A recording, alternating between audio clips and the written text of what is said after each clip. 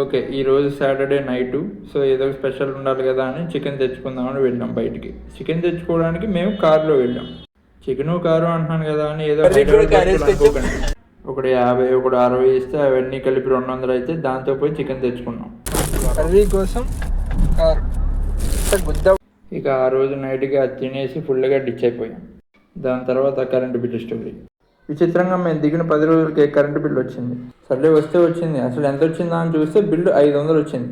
మేము వచ్చే 10 రోజులాయే అందులో మళ్ళీ ట్విస్ట్ ఫస్ట్ వారం రోజులు కరెంటే లేదు, అయినా బిల్లు 500 వచ్చింది. మేము షాక్లోకి వెళ్ళాం. ఇక్కడ బలంగా మెన్షన్ చేయాల్సిన విషయం ఏమో అదేమో చెత్త రూము, ఆ రూమ్లోనేమో దోమలు ఉన్నాయి, బ్యాక్టీరియా ఉంది. వారం రోజులు కరెంటు లేక దోమలతో కుట్టించుకుంటే బిల్లు 500 వచ్చింది. హాస్పిటల్ బిల్లు అంత వచ్చిన ఆశ్చర్యపోయేవాళ్ళం, కానీ కరెంటు బిల్లు అంత వచ్చేపాటికి మేము సంబరమాశ్చర్యాలకు గురయ్యాం. ఓనర్ ఆంటీ పిలిచి కరెంటు బిల్ ఎప్పుడు కడతారని అడిగితే నాకు యాంగర్ ట్రిగర్ అయ్యి, what you think of this, is this current bill or hospital bill అన్నాను.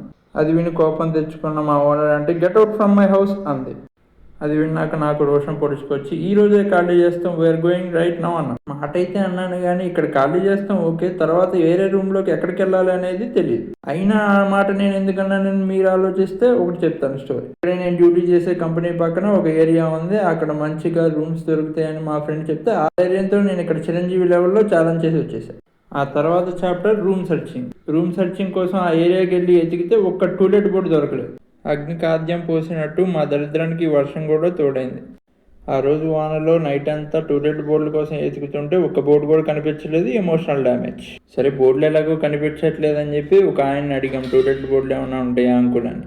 టూలెట్ బోర్డుల కోసం ఎతికితే మీకు ఒక్కటి కూడా దొరకదు, మీరు ఒక పని చేయండి, నా దగ్గరే ఒక ఇల్లు ఉంది, ఒక 15 రోజులు వెయిట్ చేయండి, అది ఖాళీ అవుతుంది, మీకు ఇస్తానని చెప్పాడు. అప్పుడు నేను అనుకున్నాను, నీ రూమ్ కోసం మేము 15 రోజులు వెయిట్ చేయాలా అని. ఇక చేసేదేం లేక ఆ నైట్ అదే రూమ్లో పడుకున్నాం. పోయి పొద్దున్నే లేచాక భయం, ఇంకెక్కడ ఆంటీ వచ్చి ఇంకా ఖాళీ చేయలేదు అంటదేమో అని. ఇక అలాగే త్వరగా రెడీ అయ్యి వెళ్ళి డ్యూటీ అయిపోయాక మళ్ళీ సెర్చింగ్ స్టార్ట్ చేశాం.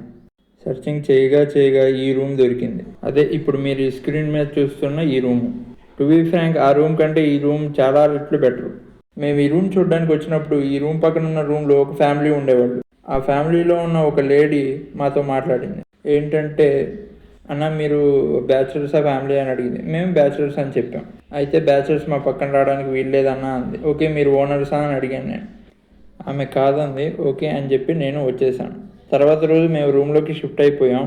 షిఫ్ట్ అయిన రోజు పక్కింటి ఆయన వెళ్ళి ఓనర్స్ మీద అరిచాడు అనమాట. పక్కన బ్యాచులర్స్ ఉంటే మేము ఎలా ఉండాలి ఫ్యామిలీస్ అని. అలా అరిచి చేసేదేం లేక ఆఖరికి ఆయనే ఖాళీ చేసి వెళ్ళిపోయాడు. ఆ తర్వాత మేము కంప్లీట్గా అన్ని సామాన్లు ఇందులోకి షిఫ్ట్ చేసేసుకున్నాం. ఇంత దరిద్రంలో మాకున్న లక్ ఏంటంటే మా పాత రూమ్కి ఇప్పుడున్న రూమ్కి డిస్టెన్స్ 2 కిలోమీటర్లు మాత్రమే. సో సామాన్లు షిఫ్టింగ్ చాలా ఈజీ అయిపోయింది మాకు.